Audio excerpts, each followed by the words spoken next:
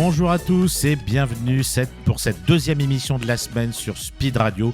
Oui, je bafouille dès le matin, mais parce qu'il est très tôt.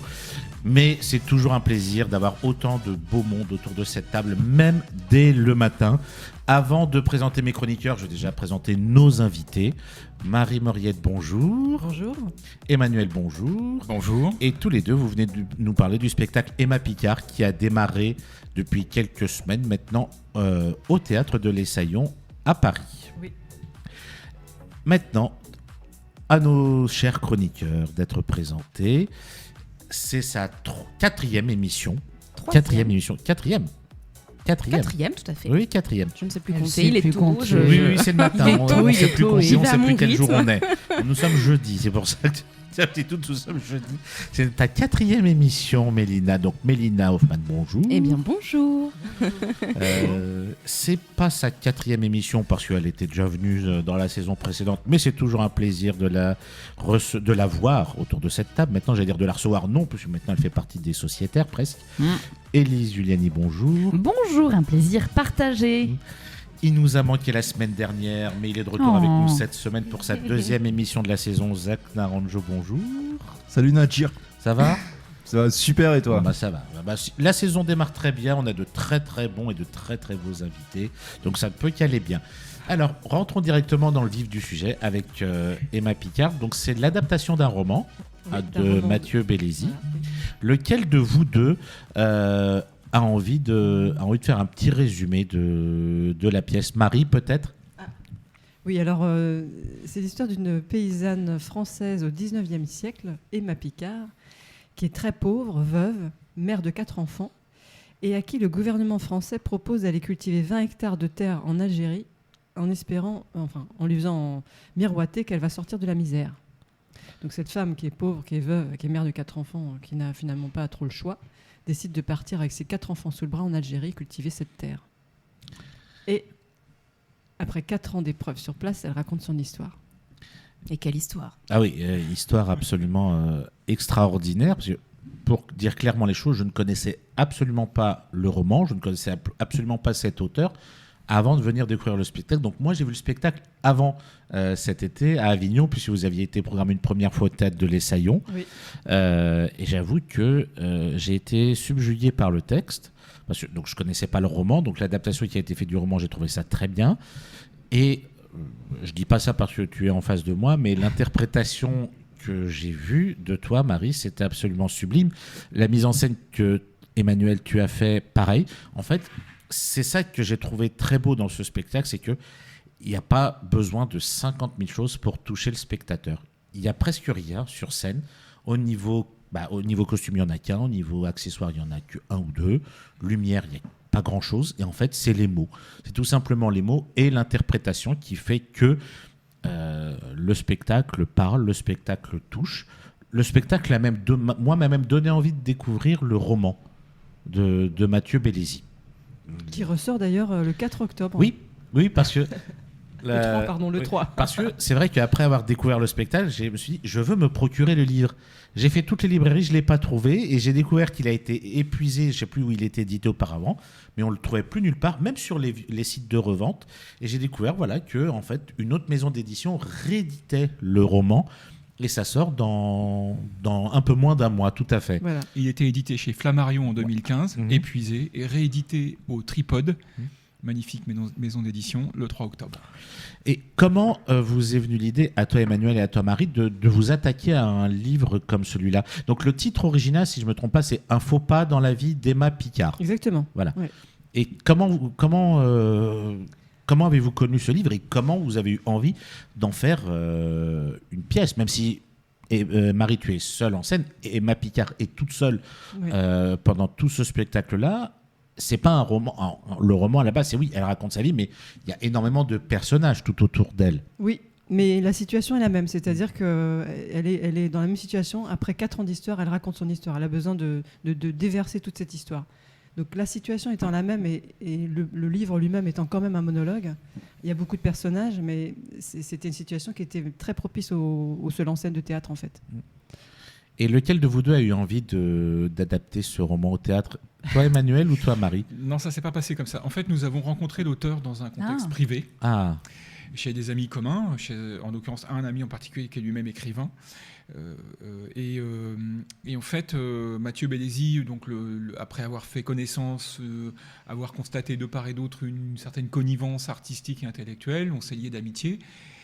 Nous, on a découvert son œuvre, on a été bouleversés par ce roman en particulier, puisqu'il a fait 4 romans sur l'histoire de Français en Algérie, parmi une quinzaine d'autres romans. Et donc, Emma Picard était le 3e. Et en fait, Emma Picard, c'était effectivement un faux pas dans la vie d'Emma Picard à l'origine, et il est réédité sous le titre Emma Picard seulement, en octobre. Oui.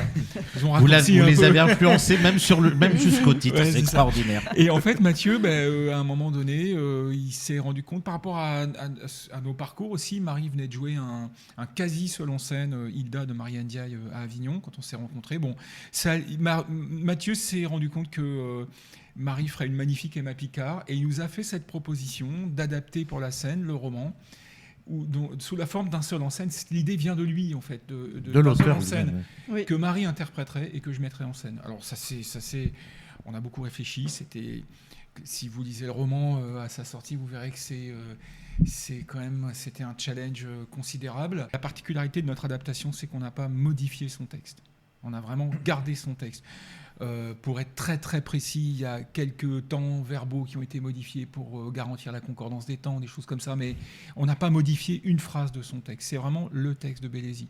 Et donc tout l'enjeu consistait à réduire le texte tout en préservant la structure narrative, les enjeux, etc. Évidemment, on a dû sacrifier quelques personnages très importants, parce qu'on passe d'un roman de 300 pages en poche à un spectacle d'1h15. Donc, mais il fallait garder la continuité narrative, la sensibilité du personnage, sa profondeur, sa complexité aussi, puisque pour ceux d'entre vous qui ont vu le spectacle, vous voyez que c'est un personnage qui est plein de paradoxes, plein de contradictions. Et donc, voilà. Donc, on a fait ce travail très lentement. Et puis, on a évidemment soumis notre proposition à Mathieu Bellesi, qui l'a validé. Voilà comment ça s'est fait.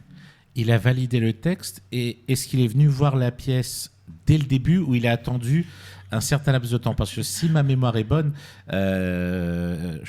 toi Marie, tu pourras me le dire ou pas, je crois que le jour où moi je suis venu le voir, donc avant Avignon cet été, je suis venu le jour où Mathieu était dans la salle. Mais est-ce que c'était la première fois qu'il le voyait ou... Oui, c'était la première fois. Donc je suis venu le même jour que l'auteur. Exactement. J'ai de la chance. Non, mais il y avait 2 grands noms dans la salle, Mathieu Bellesi et moi. Voilà, oui. Laissez-moi m'inventer un petit peu de moi-même. T'emballe pas. Et comment quelle est la première chose qu'il vous a dit ? Mais te marre pas. Ça se paiera plus tard. Je m'attendais pas à ce petit ego trip. Oui, mais ça m'arrive de temps en temps. Quelle est la première chose qu'il vous a dit donc après le spectacle, quand vous avez été, quand vous l'avez rejoint, comment il a vécu parce que moi sa toute première réaction en Oui. sortant, c'est: est-il vrai que Nadir était présent mais voilà. Très drôle. C'est pas bien de se moquer. Je vous rappelle que c'est moi qui dirige l'émission. Bon, c'était la fin de notre émission. Voilà, l'émission la plus courte de Speed Radio. Non, Moi, je me souviens pas. Moi, je sais, il m'a pris dans ses bras et il avait l'air très ému. Alors, je vais vous dire, parce qu'en fait, Marie, en sortie de scène, Marie va se changer. Oui. Donc moi, j'ai été le premier à avoir un contact avec Mathieu. Je lui ai dit: alors Mathieu, as-tu reconnu ton texte? Il savait que sur le papier, il y avait son texte. Oui, il avait lu l'adaptation. Le texte. Mais en gros, je lui demandais si la version finale théâtrale correspondait enfin, s'il n'était pas déçu. Et il m'a dit: c'est mieux que ça, j'ai reconnu mon Emma Picard. Ah, magnifique. Donc c'est sa vision du personnage. Nous, c'était la plus belle récompense qu'il pouvait nous faire. C'est sûr. Et évidemment à Marie, c'est que l'incarnation du personnage correspond à sa vision. Oui. Que peut-on souhaiter de mieux? Et pour arriver à ça, sur les mois de répétition, est-ce que vous l'avez tenu au courant? Est-ce qu'il y a eu des indications de direction ou pas du tout? Il vous a laissé carte non, aucune. Non, Aucune. lui, On il est a pas tenu au intervenu. courant. On a tenu au courant. Par contre, ce qu'on sait quand même de Mathieu, c'est qu'il aime beaucoup le cinéma. Ah, Et il ça aime donne beaucoup, et il aime des beaucoup indices. l'incarnation. Il aime pas la distance au théâtre. Nous non plus, donc ça tombe bien. Et donc, Emmanuel m'a dirigé dans le sens le plus d'incarnation possible. Ok. L'idée, le texte est très très beau. C'est un texte extrêmement poétique, très dur aussi. C'est une histoire très très éprouvante, mais il y a une grande poésie dans ce texte. Et on voulait faire attention à ce que le texte, que le spectateur accède au texte, mais pas d'une façon distanciée. L'idée, c'était d'emporter le spectateur, d'être au plus près du personnage, donc de trouver dans l'interprétation une incarnation et une prise en charge des émotions sans tomber dans le pathos. C'était vraiment, on était sur une ligne de crête en permanence, quoi. Il fallait vraiment être en équilibre entre cette charge émotionnelle intense, la beauté du texte, et juste une incarnation dans la plus grande simplicité possible, comme tu le disais Nadir, de manière à ce que les spectateurs soient en empathie avec le personnage. Et puis, on part dans ce voyage avec elle, et puis après, on en pense ce qu'on veut, puisqu'il y a énormément de choses dans ce roman aussi qui touchent à la question de la colonisation de l'Algérie, qui est quand même omniprésente dans ce texte, et qui soulève énormément de questions historiques, politiques, sociologiques, etc. Donc, mais du point de vue de l'interprétation, l'idée, c'était vraiment d'être dans l'incarnation du personnage pour que le spectateur soit en phase en connexion avec le personnage tout au long du spectacle. Sachant que au niveau chronologique, ça ne se passe pas, l'histoire d'Emma Picard ne se passe pas au milieu du XXe siècle. Si j'ai bonne mémoire, ça se passe après la conquête, c'est-à-dire 1867, quelque chose comme ça. Donc deuxième partie du 19e. Voilà, c'est ça, c'est le tout début, quoi. Alors que quand on entend le récit d'Emma, parce que je ne vais même pas dire ton interprétation, là je parle vraiment du récit d'Emma, parce que c'est vraiment ce qu'on ressent quand on te voit sur scène, on a l'impression qu'on est vraiment au milieu du XXe siècle, à l'époque où il y avait encore la colonisation de l'Algérie, les connivences, entre guillemets, c'est même pas le bon mot, mais Mélina qui a un meilleur vocabulaire que moi pourra me rattraper là-dessus, les relations qu'il y avait entre l'Algérie et la France au début du XXe siècle, jusqu'à l'indépendance de l'Algérie. Alors qu'en fait, pas du tout. Ça se passe des décennies, un demi-siècle, voire même des fois, un siècle plus tôt. Oui. C'est ça qui est très fort, c'est qu'on a l'impression, si on ne connaît pas l'histoire, que ça se passe, que ça s'est passé il y a même pas 100 ans, alors que non, bien plus tôt que ça. En fait, dans le roman, c'est assez intéressant. Il y a un seul repère chronologique qui n'est même pas sous forme de date, c'est les événements de la Commune, donc 1870. Voilà. Et au moment, par déduction, on comprend dans son récit que elle fait ce récit à peu près environ 1 an après les événements de la Commune. C'est par déduction qu'on arrive à cette conclusion. Et elle dit qu'elle est arrivée depuis 3 ou 4 ans en Algérie. Donc c'est ce qui fait que Marie dit, on pense qu'elle est arrivée vers 1867-68 à peu près. Soit entre 30 et 40 ans après le début de la colonisation. On est vraiment dans la 2e ou 3e vague de migration au moment où le gouvernement français envoyait les pauvres occupés après l'avancée de l'armée, que Mathieu Bédézy raconte dans le dernier roman de cette tétralogie, Attaquer la Terre et le Soleil, qui est très très beau et très fort, et aussi, il raconte les débuts de la colonisation. Et dans Emma Picard, c'est vraiment ce qui s'est passé plus tard. Le roman a été écrit avant Attaquer la Terre et le Soleil, mais dans Emma Picard, il raconte cette phase où, après avoir pris possession de l'Algérie, le gouvernement français envoie des Français souvent très pauvres, comme disait Marie, en leur promettant monts et merveilles, pour occuper le terrain, en fait. Et Emma Picard, c'est ça. Ouais. Et sachant que là, c'est une femme qui est toute seule, en plus. Donc, à la merci de n'importe quoi. D'autant plus à la merci des puissants, des hommes puissants. Il y a aussi, c'est un roman très féministe aussi, en un sens. C'est dans la veine des grands romans féministes du 19e siècle, où on raconte l'histoire de ces femmes qui étaient dominées par les hommes, à la merci des hommes, qui leur faisaient des promesses dont elles ne verraient pas la finalisation, évidemment. Oui. D'ailleurs, il y a quand on regarde une des affiches du spectacle, il y a quelque chose de, je trouve plus le mot de très opposé. Il y a le personnage d'Emma que l'on voit limite en guenille. On a l'impression d'avoir Cendrillon au début de l'histoire, une pauvresse et tout, mais avec un fusil à la main. C'est-à-dire qu'en fait, c'est l'opposé. Cette femme est un opposé à elle-même. Elle a la faiblesse et la douceur d'une femme seule, d'une mère de famille, mais avec juste cet objet à la main, elle représente comme tu le disais Emmanuel, une femme féministe, mais une femme qui va se défendre, qui va se battre bec et ongle, même pas pour garder sa terre, mais juste pour se sauver elle et sauver ses enfants.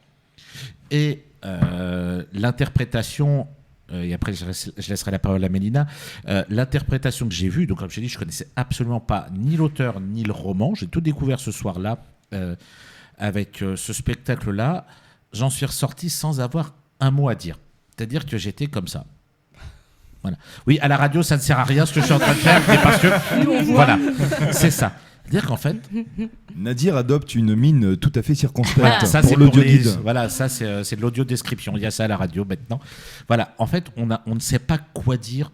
On est stupéfait, on est subjugué par l'histoire de cette femme. Et j'allais dire, surtout par ton interprétation, mais c'est même pas une interprétation. Je vais dire exactement ce qu'a dit Mathieu, c'est ton incarnation. On avait l'impression d'avoir vraiment... On n'avait pas Marie qui joue Emma Picard sur scène, on avait Emma Picard vraiment dans le peu qui reste de sa vie face à soi, face à nous. Et j'ai trouvé ça absolument sublime. Il n'y a pas d'autre mot, j'ai trouvé ça sublime, j'ai trouvé ça très fort. Et je laisse la parole à Mélina, puisque Mélina a vu le spectacle elle-même et elle voulait également en dire quelques mots. Absolument, et contrairement à toi Nadir, tu vois, moi quand je suis sortie, j'ai eu plein de choses qui me sont venues, que j'ai eu envie de dire. Mais moi c'est l'émotion qui faisait que j'avais pas un mot à dire. Alors je vais être parfaitement honnête, et comptez sur moi pour toujours l'être sur cette antenne comme ailleurs. Si je suis allée voir Emma Picard à la base, c'est parce que je savais que nous allions vous recevoir aujourd'hui, Marie Mauriette, et que j'avais envie de pouvoir échanger avec vous et avec nos auditeurs sur ce spectacle. Ce que je fais même quand je n'ai pas vu le spectacle dont on parle, mais c'est vrai que c'est tout de même plus chouette de s'appuyer sur une expérience vécue et des émotions ressenties. Probablement donc que je ne serais pas allée voir votre spectacle si vous n'aviez pas été notre invité aujourd'hui. Déjà parce qu'à partir de 21h, très clairement, le seul endroit où je me rêve, c'est dans mon pyjama et mes chaussettes Snoopy. Et aussi parce que la thématique ne m'emballait pas plus que ça. J'avais peur que le temps soit long devant ce seul en scène sur l'histoire d'une femme partie en Algérie dans les années 1860, cultiver une terre offerte par le gouvernement français. Et vous allez bientôt comprendre pourquoi je viens de dessiner des guillemets aériens autour du mot « offerte ». Mais avant ça, et vous l'avez évidemment vu venir, je vais vous dire ce qu'il s'est finalement passé dans la salle du théâtre de l'Essaillon, où j'avais presque prévu de m'ennuyer vendredi dernier. Eh bien, figurez-vous que je n'en ai même pas eu le temps. Non, parce que vous êtes entrée sur scène, Marie Mauriette, et je me suis soudain retrouvée en Algérie. Ou plus précisément sur ce bout de terre aride où l'air poussiéreux est doucement venu recouvrir la promesse d'un bonheur retrouvé. Vous êtes entrée sur scène, ou plutôt Emma Picard est entrée sur scène, paysanne au regard vide, au corps usé et aux habits souillés, et j'ai compris que le voyage dont il s'agissait était autre. Un voyage au bout de soi, voilà ce que raconte ce magnifique texte de Mathieu Belzi. À travers votre interprétation, si sombre et lumineuse à la fois, et dans la mise en scène minimaliste d'Emmanuel Hérault, j'ai senti la chaleur étouffante de cet été assassin venir griffer ma peau. J'ai senti le soleil, le froid, la neige, j'ai failli trébucher sur ce chemin terreux qui semblait déjà vouloir prévenir de la désillusion à venir. Je me suis attachée à Mekika, sorte d'ange gardien dont la générosité et la gentillesse ne suffiront malheureusement pas à maintenir la flamme de l'espoir allumée. J'ai vu le puits vide, les sauterelles déterminées à tout ravager, la maladie s'avancer sur la pointe des pieds, les familles affamées errer telles des zombies abandonnés par la vie, la mort qui se répand. Emma Picard, c'est le récit d'une femme qui a perdu son mari et part avec ses enfants sous le bras embrasser le mirage d'une vie meilleure, promise par l'homme à cravate assis derrière son bureau de fonctionnaire, parce que, je cite, « Une imagination de pauvre, ça vous fait construire des maisons très grandes », nous disent les mots si poétiques et bouleversants de Mathieu Belzi. C'est le récit d'une femme que nous regardons déballer un cadeau empoisonné tandis qu'elle apprivoise sa nouvelle vie d'apprenti colon, rapidement confrontée à une nature devenue hostile, à un quotidien changé en lutte, au manque, à la perte, au vide, au désespoir, jusqu'à la foi qui vacille. Emma Picard, c'est l'incarnation d'un courage teinté d'obstination. Pour terminer, je citerai une dernière phrase du spectacle. « Dans la lumière indifférente de ce soir d'Algérie, nous avions comme cessé de vivre. » Vendredi dernier, au théâtre de l'Essaillon, sur cette scène plongée dans une semi-pénombre, vous nous avez bel et bien fait vivre, Marie Mauriette. Et rassurez-vous, je ne me suis ni ennuyée ni endormie. C'est à peine si j'ai cligné des yeux pour tout vous dire. Et je suis ravie de m'être laissée surprendre, d'être allée sans attente découvrir un spectacle avec lequel je n'avais a priori aucune raison d'avoir la moindre affinité. Un peu comme avant ces Jeux de Paris 2024 où je pensais n'aimer ni le sport ni la musique électro et où, lors de la cérémonie de clôture, avec mon chapeau friche sur la tête et les grandes pancartes de Paris 2024 récupérées dans la rue et trônant dans mon salon, je me suis ambiancée comme jamais, puis j'ai pleuré la fin de quelque chose qui m'a rendue profondément heureuse et qui m'a fait grandir, la fin de l'un des plus beaux étés de ma vie, à n'en pas douter. Bref, tout ça pour vous dire d'aller découvrir la superbe et bouleversante, j'en perds mes mots, prestation d'Emma Picard au Théâtre de l'Essaillon à Paris, les vendredis et samedis à 21h. Et aussi pour vous dire d'oser, de temps en temps, aller là où vous ne pensez pas avoir votre place. Car c'est parfois là que les plus jolies surprises se cachent, des bouts de nous dont nous n'aurions jamais soupçonné l'existence. Et surtout, c'est souvent là que l'on continue à grandir. Merci beaucoup, Mélina. Avec Je sais pas plaisir. pourquoi. Je t'ai vu tout de suite avec la friche sur la tête. Ah, on l'a tous dit. J'ai passé mon été comme ça, disons-le. Oui, c'est ça, oui. Faudrait que tu nous fasses une photo des panneaux. Ça m'intrigue beaucoup. Les panneaux que tu as piqués. Il y a mes Mais ça stories, m'étonne pas du tout. Ça m'étonne pas du tout. Nous allons marquer notre première pause musicale avec le titre de Pierre Garnier. Nous, on sait. On se retrouve dans quelques instants avec nos invités et nos chroniqueurs de choc. À tout de suite. Nous sommes de retour sur Speed Radio avec nos chers invités, nos chers chroniqueurs. Nos chers invités, Emmanuel et Marie, qui sont venus nous parler d'Emma Picard, qui se joue en ce moment au Théâtre de l'Essaillon, et dont notre chère Mélina vient de nous faire une critique absolument, enfin un retour totalement dithyrambique. Oh. Mais c'est la vérité, et là-dessus, je suis totalement d'accord sur tout ce que tu as dit. Donc on est raccord, pour une fois. Alors pour redonner un petit peu de dynamisme avec cette émission, on va faire un petit jeu. Un petit quiz, donc là c'est chacun pour sa pomme. Alors je me suis amusé à chercher sur internet des romans, comme c'est le cas pour Emma Picard, des romans qui ont été adaptés au théâtre. Et je voulais faire deviner, sauf que je suis un petit peu vicieux. J'ai un peu paraphrasé. C'est ta 4e émission, fais attention Emalina, quand même. On t'entend, tu sais, on est en direct. Fais attention. Il y en a qui ont disparu pour moins que ça. Il y a une cave dans cette station, je fais attention. Sauf que moi, je suis un petit peu vicieux. J'ai paraphrasé les titres des romans. Genre, j'ai donné un exemple tout bête.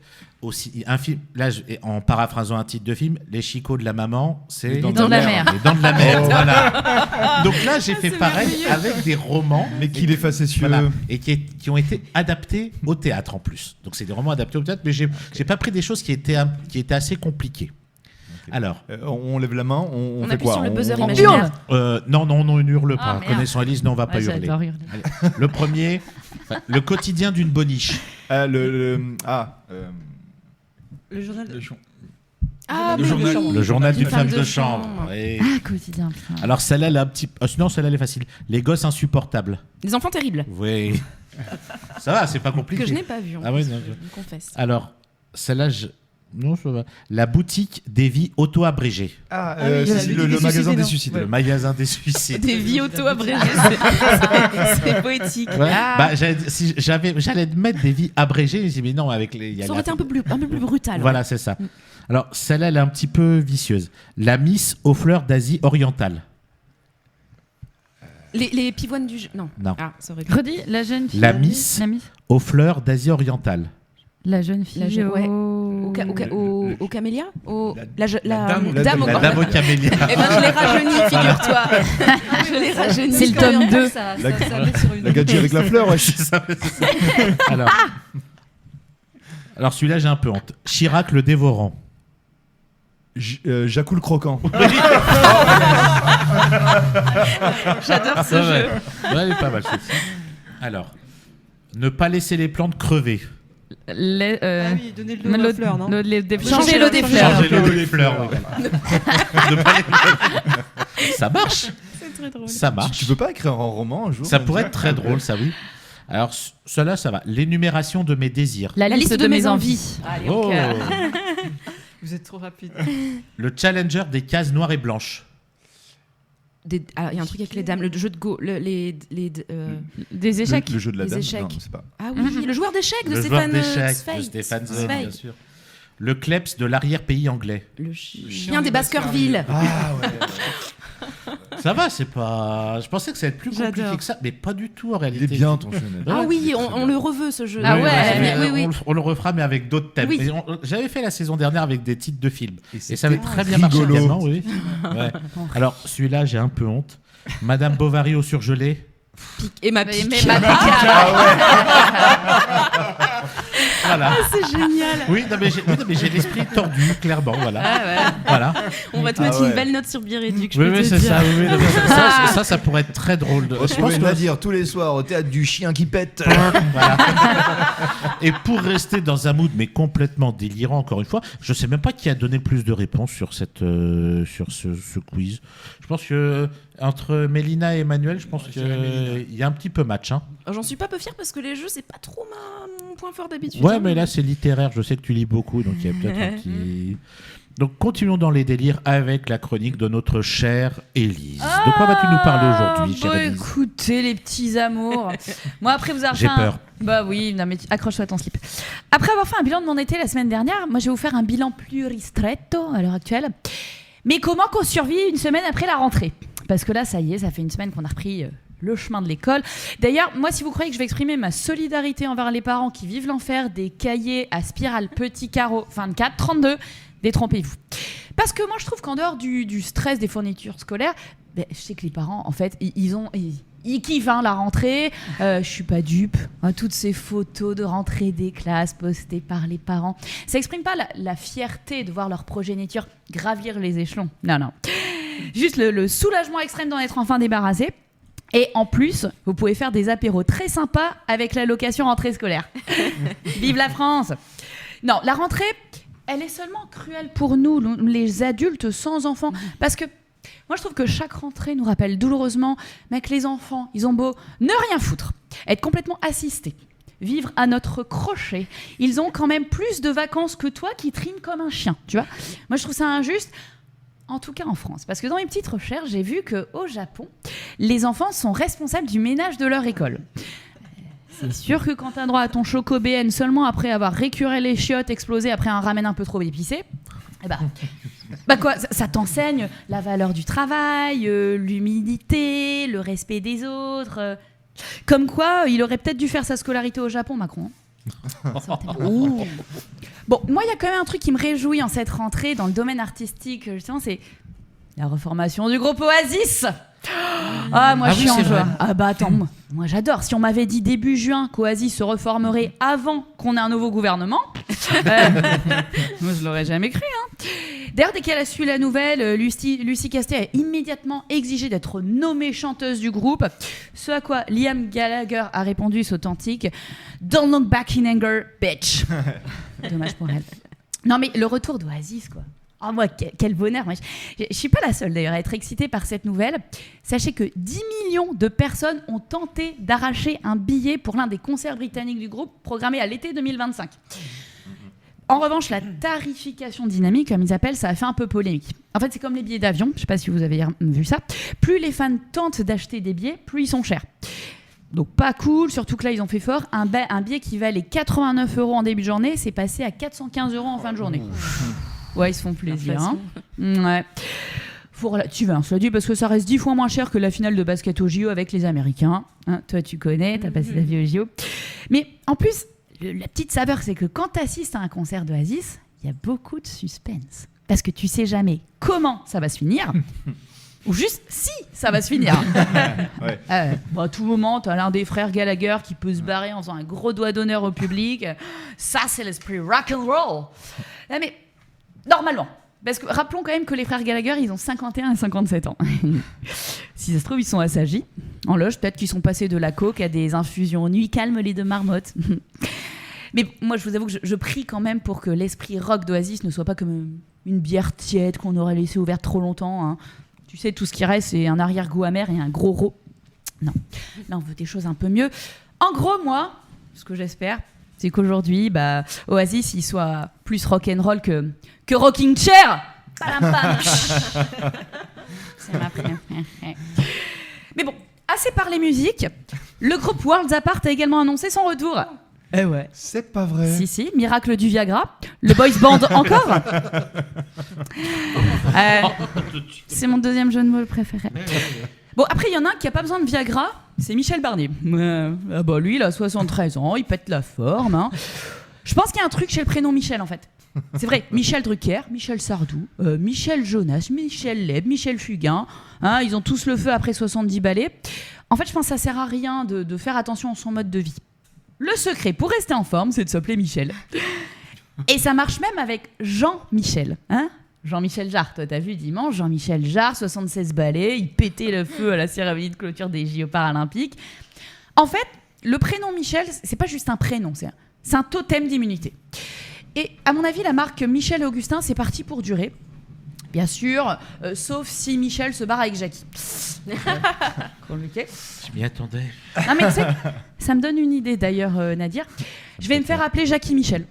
Ouais. Comme ça, moi je pourrais maintenir ma forme sans avoir à faire du sport, puis ce sera beaucoup plus raccord avec ma vie sexuelle. Parce que bon, Ellie c'est joli, mais ça fait un peu trop fille sérieuse. Faut être raccord avec sa marque. Mais bon, j'ai beau m'appeler maintenant Jackie Michel, la nomination du nouveau ministre, ça fait mal au cul. On va pas se mentir, hein. Non mais en plus Macron il nous a fait du en même temps. Hein, bien typique de lui. Il a bien entendu le message des législatives et le désir de renouvellement, mais en même temps, il nomme Michel Barnier. Vous avez vu la passation de pouvoir avec Gabriel Attal, hein, fini la Startup Nation, place au Minitel Comeback. Et puis vraiment, moi, ça m'enjoie quand même, Oasis, Barnier. Alors, en fait, les années 90 reviennent en force. Il y a même, je sais pas si vous avez vu, le Big Deal qui va revenir en 2025. Non, mais en fait, le truc, c'est qu'ils ont longuement cherché un animateur qui n'était pas impliqué dans un scandale MeToo. Mais il y avait que l'extraterrestre Bill qui était dispo. Le virtuel, ça a du bon. Bon, d'ici là, les petits amours, je vous souhaite une bonne journée, bon courage. Et si quelqu'un veut m'offrir un billet pour le concert d'Oasis, je prends. Parce que moi, les vieux, j'aime ça. D'ailleurs... Si quelqu'un a le numéro de David Bowie, je suis preneuse. J'aime les très vieux. Et la bise sur vos fesses gauches, les petits amours. Merci Jackie et Michel. Donc. Ouais, c'est mon nouveau prénom. Hein. J'y tiens. Je me suis dit, en fait, je me pose encore la question, pourquoi tu laisses Élise chroniquer? Pourquoi tu ne me demandes pas mes textes avant en fait. Oui, mais parce que je sais très bien que tu serais capable de donner un faux texte. Ça c'est bien, je le valide. Finalement c'est le contraire total, bon. Je me suis dit. Mais c'était la seule personne qui puisse faire quand même un raccord entre Oasis, Michel Barnier, Jackie et Michel quand même. Mais ouais, et les JO. Et le Big Deal. Mais c'est pas une blague. Les Worlds Apart. Ah ouais, les Worlds Apart. Quand tu as dit ça, j'ai dit un malheur n'arrivant jamais seul. Bah ça. Non mais le Big Deal c'est vrai. C'est les vrai. Worlds Apart je savais pas, je le regrette. Mais le Big Deal revient sans les gaffettes. Voilà, Linkin Park aussi se reforme. Oh là là, ouais, avec une chanteuse cette fois-ci. On y va, hein. Incroyable. J'aurais préféré les To Be Free au Worlds Apart, bah, bon, comme il en manque un, bah oui, à moins d'aller au Père Lachaise et de... Non, Entrée des boomers, c'est ça l'émission, non? Oui, c'est ça. J'ai entendu Interville aussi. Hein. C'est vrai qu'Interville va revenir, mais sans les vachettes. Et sans les vachettes. Il n'y a pas les gaffettes d'un côté, il n'y a pas les vachettes de l'autre. Oui. La société évolue, mais si c'est pas du sexisme, ça, mon Dieu. Qu'est-ce qu'elles sont devenues les vachettes d'ailleurs, on ne sait pas. Mais pour parler de groupe de rock, et c'est vrai que les prix c'est quand même assez stupéfiant parce qu'en France c'est un petit peu plus cadré, puisque moi je me rappelle, puisqu'on en parlait avec Zach, lorsque Indochine a fait ses concerts l'année dernière au Stade de France, donc ça c'était des concerts qui avaient été reportés à cause du Covid, mais les prix des places étaient cadré mais bien comme il faut, tu pouvais pas vendre. C'est plafonné, ils ont même refusé de faire la première partie des Rolling Stones parce que le prix des places était trop cher. Ah oui. Et c'est un des seuls groupes en fait qui respecte vraiment son public à ce point-là. Et qui avec des tarifs absolument abordables peuvent te remplir le Stade de France. Moi j'y étais quand ils ont rempli le Stade de France, c'était absolument extraordinaire. Ouais, c'était fou. Ouais. Non mais ça va arriver chez nous la tarification dynamique, je pense. Mais c'est déjà le cas, il y a des sites qui sont très bien où quand tu veux revendre un de tes billets de spectacle, que ce soit concert ou autre, tu ne peux pas le revendre. Déjà, c'est vérifié pour être sûr que c'est pas un faux billet, et tu ne peux pas le revendre au-delà du prix que tu l'as payé. Ah, super. Ouais. Il y avait ça au JO, ils ont fait ça. Ouais, mais ça c'est très pratique de notre côté, de notre côté en France, bien sûr, parce que Oasis, là pour le coup au prix des places, c'est un drôle de goût quand même. Voilà, c'est mon jeu de mots à la fin de la journée. Voilà. Mais il faut la comprendre. Oui, Oasis, on a de l'huile, de l'eau, des fruits et du fun. Oui, mais pas de marque, mais on est toujours chez les boomers. Alors, Zach, de quoi vas-tu nous parler aujourd'hui ? Il faut déjà que je retrouve que tu retrouves la vue, oui, droit devant toi en fait. Alors déjà, c'est pas radiophonique, mais il y a eu un changement de look, Zach. Un changement de look. Tu t'es rajeuni. Enfin, il y a une barbe en non ? Oui, effectivement, oui. Il y a un petit peu de pilosité en moins. Il y a 2 kilos, je pense. Moi aussi, je me suis rasé, mais elle en a rien à foutre en fait. Bon, t'as encore de la barbe. Oui, mais j'ai pas tout enlevé. Bah oui, après, je garde un petit peu de mystère quand même. J'allais faire une blaguerie, mais je me redis. Mais tu peux, hein. Vas-y, au point où ça veut dire que moi aussi, j'ai tout enlevé, mais ça me. Allez, voilà. On enchaîne. Alors. Je pense que là, il y a eu 3 suicides à la radio. Zach, vas-y, je t'en prie. On va voir de quoi ça va parler de ton côté. Alors, donc déjà, je voudrais dire, je voudrais souhaiter une bienvenue aux nouvelles recrues. Salut Mélina, salut Élise. Salut. J'espère que vous allez bien, que vous avez passé de belles vacances et c'est déjà la fin. Et oui, comme le disaient les nègres marrons, le temps passe comme les voitures. La rentrée, c'est un peu comme une fin de fête au moment où le temps reprend ses droits, où on est tous surpris de voir qu'on a rallumé les lumières alors qu'il commence à faire jour dehors, qu'on titube dans la rue en cherchant son vélo et où, telles des danseuses du Bolchoï, on doit éviter des gens pressés de se rendre au boulot. La rentrée, ça remet tout le monde sur le même plan astral. Fini les clans séparatistes entre les randonneurs et les grands dormeurs, entre les juilletistes et les haussiens, tous égaux devant le déni de son bilan carbone annuel. Alors, de mon côté, puisqu'on parle de clans, j'étais plutôt NFP, moi. No far niente à Paris. Je suis donc resté dans l'enceinte de cette ville merveilleuse, je n'ai pas fui lâchement l'effervescence des Jeux Olympiques, ce qui m'a permis de faire un constat surprenant, mais pourtant ô combien logique. Paris, sans les Parisiens, mais c'est chambé en fait. Grave. Incroyable. Les rues respiraient, les trajets en RER devenaient de vrais moments de communion. J'ai vu des flics qui twerkaient sur leur moto. J'ai même croisé des rats qui se tapaient une pétanque avec des pigeons pour gagner une carte vitale. Et à défaut de pouvoir être sur scène, on a même pu plonger dans la Seine, elle était si douce. La vie, la vraie, quoi. L'été, le temps qui s'arrête, la pause démocratique. Et cette année, pas de canicule. Et ça, je pense que c'est grâce à la mascotte des JO. Si on avait trop chaud, elle était là pour nous réfrigérer. Oh, ouais, j'ai eu le temps de faire des jeux de mots pourris. Oui, tu peux y aller, vas-y, on n'est plus à ça près. Fais attention, t'as une fan inconditionnelle de la mascotte. Des os, pas des os. Bon, en bref, voilà, je me suis concocté un été d'ermite poète, à la fois cénobite et anachorète, parce que j'ai eu le temps d'apprendre des nouveaux mots aussi.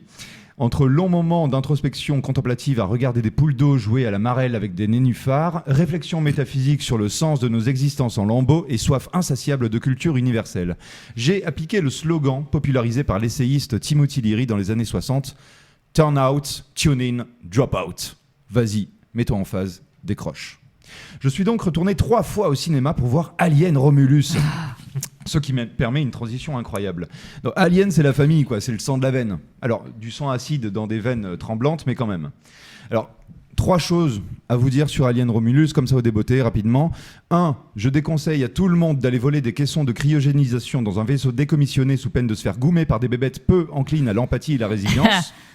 2. L'amour du réalisateur Fede Alvarez pour son matériau d'origine fait feu de tout bois et pour une fois non seulement respecte la mythologie initiale mais y apporte de nouvelles choses très intéressantes. Et 3, et alors beaucoup plus surprenant, il n'y a dans ce film, et c'est très curieux, aucune séquence, même furtive, aucune petite bribe d'image, aucune même suggestion de plan montrant Pierre Ninet qui enlève son t-shirt pour exhiber son torse glabre et luisant. Incroyable. C'est con, tu vas couper l'envie à beaucoup de femmes d'y aller. Désolé. Bon allez, le Comte de Monte Cristo c'est pas mal aussi, c'est vrai. Hein. Le cosplay d'Edmond Dantès en Francis Cabrel est vraiment très très bien fait. Et pour peu qu'on ait eu envie de grandes aventures estivales, franchement on en avait pour ses deniers. Et pour conclure, en parlant de grandes aventures, je voudrais profiter de ma petite tribune, c'est l'émotion, dans cette émission pour souhaiter la bienvenue à Jules, mon petit frère de 17 ans, qui vient d'arriver dans cette grande ville pour ses études à la Sorbonne. Et voilà, je suis très fier de cette petite graine de héros. Et salut Jules. Voilà, salut Jules. Salut Jules et bon courage à Paris, puisque tous les Parisiens sont revenus. Nous allons marquer cette deuxième pause musicale avec le titre de Lazara qui s'appelle Tu t'en iras, et on se retrouve pour la dernière partie de l'émission avec nos invités. À tout de suite. Et nous sommes de retour pour les dernières minutes de cette émission, toujours accompagnés, on sent que c'est le matin. Panier, piano. Oh. On va arrêter de se moquer de moi, Mélina. Non, mais ça y est, en fait, c'est sa 4e émission. Mademoiselle s'est sentie pousser des ailes. Et je t'avais dit de venir avec la frige aujourd'hui, d'ailleurs. Comment ça se fait que tu n'es pas venu avec C'est vrai, j'ai oublié. Oui, voilà. Hein. Quand je donne des directives, il n'y a personne qui bosse dans cette radio. Qu'est-ce que c'est que ça ? Donc nous sommes toujours en compagnie de nos chers invités, Marie et Emmanuel, qui viennent nous parler donc d'Emma Picard, qui est en ce moment tête de l'Essayon. Oui, je peux changer de voix d'un moment à l'autre. Il n'y a pas de problème là-dessus. Alors, qu'est-ce qu'on peut dire ? On va dire un petit truc concernant Emma Picard et concernant aussi plusieurs d'entre nous autour de cette table. Donc, le spectacle s'est créé à l'Essayon en mai-juin dernier. Vous avez fait le Festival d'Avignon. Donc, C'était la première année d'Avignon avec ce spectacle. C'était au Théâtre Transversal. Et là, vous revenez au Théâtre de l'Essayon. Comment s'est passé pour vous, pour un premier Avignon, et sachant que vous gérez la totalité de ce spectacle, vous tout seul, comme beaucoup de spectacles qui sont à Avignon, face aux 1600 et quelques qu'il y avait cette année, sans grosse production derrière vous, vous étiez vraiment au four et au moulin, comme on dit tous les deux.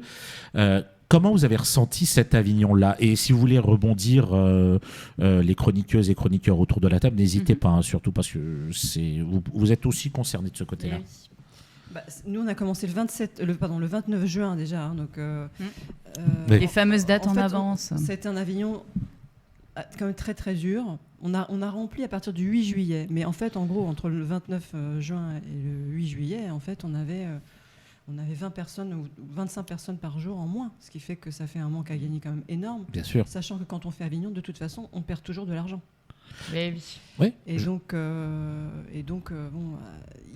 Avignon, c'est toujours énormément d'émotions différentes. Hein. Il y a des émotions très positives parce que le retour du public était toujours là. On a eu des gens qui nous ont soutenus, qui nous ont aidés, comme la Ligue des droits de l'homme, qui sont venus nous voir. Ils nous ont emmené au moins 40 personnes. On a fait un débat magnifique. avec eux. Donc il y a toujours des surprises comme ça qui sont incroyables, avec des gens qui nous aident et qui se battent pour nous.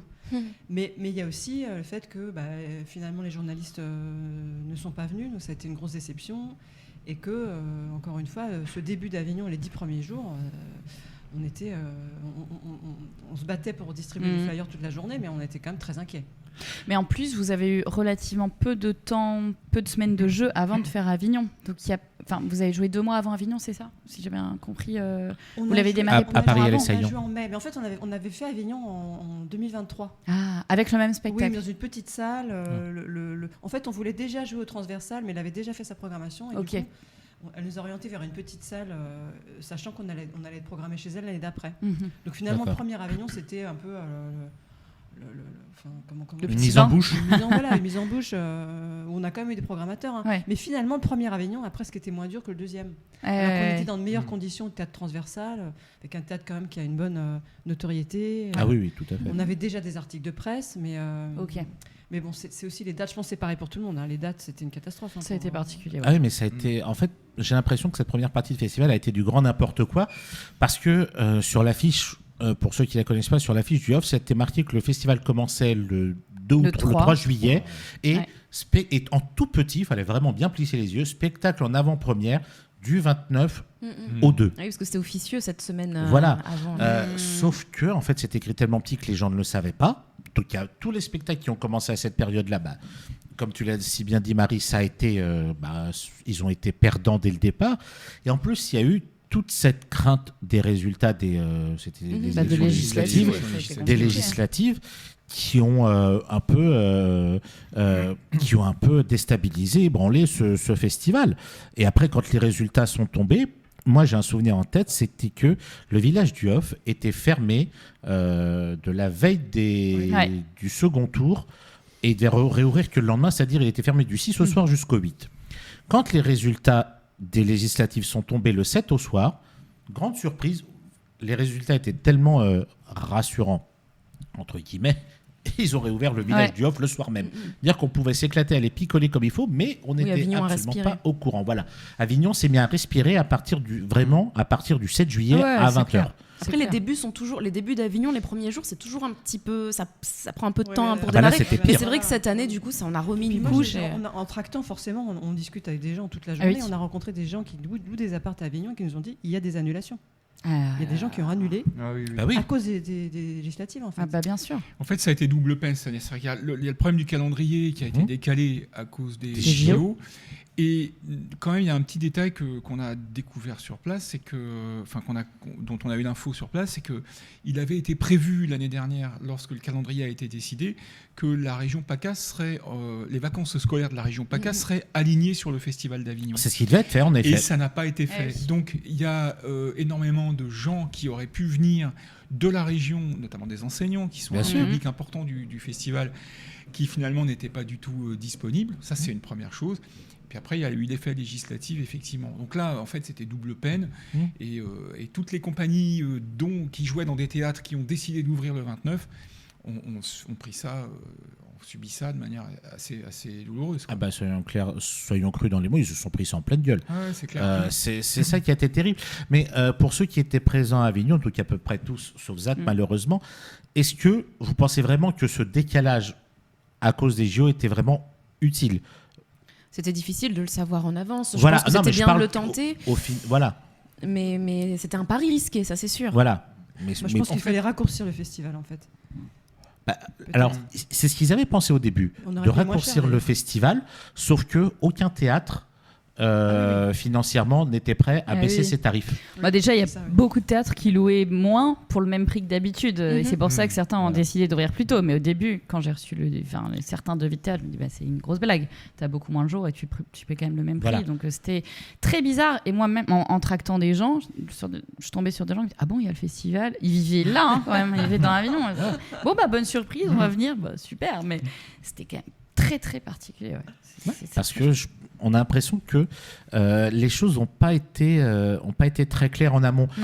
Comme tu l'as dit, Emmanuel, normalement, il devait caler les vacances en même temps que le festival. Ça n'a pas été fait.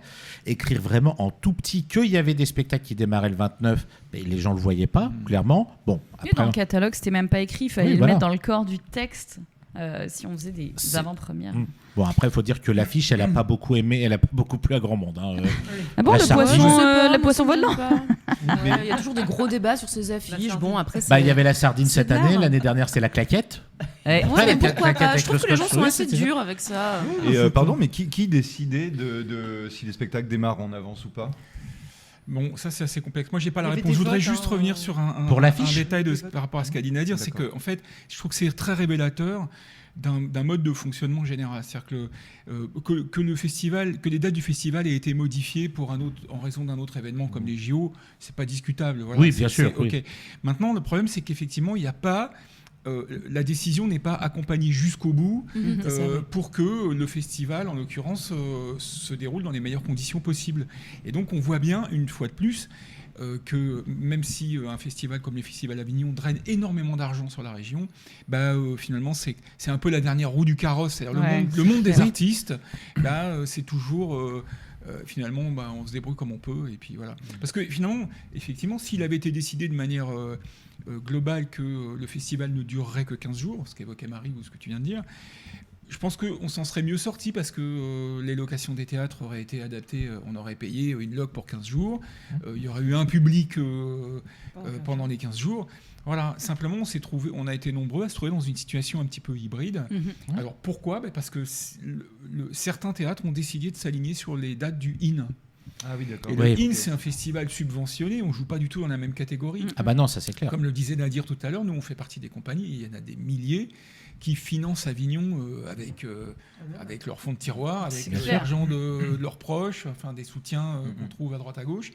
Et puis il y a ceux qui croulent un peu sous les financements, et qui pour eux ne sont pas du tout confrontés. Non, c'est de moins en moins, mais quand même c'est une réalité.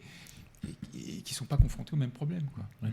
Et d'ailleurs, je tiens à préciser une chose, parce que j'ai reçu à Avignon l'un des plus gros producteurs de théâtre qui est en ce moment, qui est Thibaut Dinière, donc le patron d'Atelier Théâtre actuel. Et lui, il l'a dit clairement, même avec des spectacles complets pendant toute la durée du festival, dans leur théâtre, dans les autres théâtres dans lesquels les pièces qu'ils produisent sont jouées, financièrement, ils sont toujours déficitaire. Bien sûr. Il n'y a pas un centime de bénéfice sur un festival d'Avignon parce qu'il y a énormément de choses à gérer et ce sont les dates de tournée qui permet à ces productions-là de renflouer les caisses. Donc quand des grosses productions comme celle-ci qui font complet tout le festival nous disent « Ah mais non, mais même pour nous dans le festival avec toutes les pièces qu'on produit, même si elles sont complètes toute la durée du festival, on est déficitaire », ça fait peur dans le sens où parti comme c'est parti, il y a de moins en moins de spectacles qui vont venir à Avignon. Alors cette année, ils ont fait croire qu'il y en avait de plus en plus, qu'il y en avait plus, juste parce qu'ils ont rajouté les showcases d'une date ou deux d'artistes, chose qu'ils ne faisaient pas avant. C'est pour ça qu'on est passé à 1600 et quelques, parce qu'ils ont rajouté ceux qui venaient faire une date ou deux, comme par exemple Eva Rami ou Colline Serrault qui venaient faire que 2 dates durant toute la durée du festival à la Scala. C'était compté dans les spectacles. C'était pas ceux qui faisaient tout le festival, c'était que même ceux qui venaient faire une date ou deux. Pour dire, il y a tout autant de spectacles qui sont présents, voire même plus, mais pas du tout en réalité. Donc moi, ce qui m'inquiète, c'est si le festival continue comme ça, j'ai peur qu'au fur et à mesure des années, il y ait de moins en moins de spectacles et qu'on voit un jour, ce que j'espère pas, je touche du bois pour ça, voir le Festival d'Avignon, qui est pourtant un des plus gros paquebots du théâtre. Il y a aussi les festivals de Ramatuelle aussi, qui sont de très beaux festivals dont on parle moins malheureusement, mais qui viennent dans l'avenir, dans un avenir le plus éloigné possible, à disparaître, parce que financièrement, même pour les compagnies, ce sera plus possible de pouvoir y aller. Et devoir payer des sommes faramineuses, pas que pour la location du théâtre, mais même pour se loger Tout sur place, pour pouvoir vivre la com, pour les 2 flyers, semaines. les affiches. C'est pas au niveau ratio engagement et cachet, ce sera pas possible pour toutes ces compagnies-là. Alors que normalement, c'est censé être un festival pour permettre à tous les spectacles, à toutes les compagnies de pouvoir se faire connaître quand ils n'ont pas les moyens d'être programmés à Paris.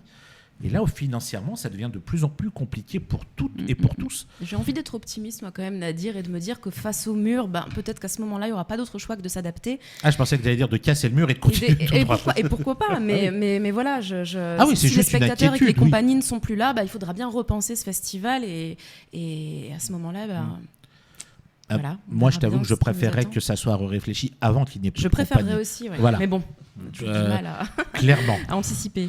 Oui. Ah oui, non, l'anticipation, malheureusement, à part dans Alien. Vous avez compris, les dirigeants d'Avignon, vous nous avez entendus. Voilà. Engagez-nous, on va vous faire un festival au top. Engagez-nous dans la gestion du festival. Nous, ça va être très simple, ça va être cinéma, blague à la con, sexe, alcool et poésie. C'était le programme de Jean Villard à la base. Oui, voilà, oui. Attends, mais tu sais que alors une petite anecdote. Un jour, en question, on a demandé qui était le pape d'Avignon dans les années 50-60. Et quelqu'un qui a répondu Jean Villard. Ah ouais. Ouais, sérieux. Mais il a tout fait, Jean Villard. Oui, mais c'est ça. Mais il y en a un qui ont vraiment cru que c'était Jean Villard, le pape d'Avignon. Et il venait de créer le festival.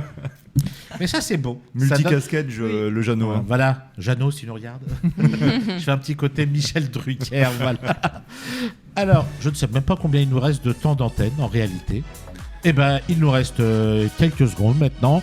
Juste le temps de remercier Marie et Emmanuel d'être venus ce matin avec nous. Merci à vous. Je vous rappelle leur actualité. Emma Picard au théâtre de l'Essaillon à Paris.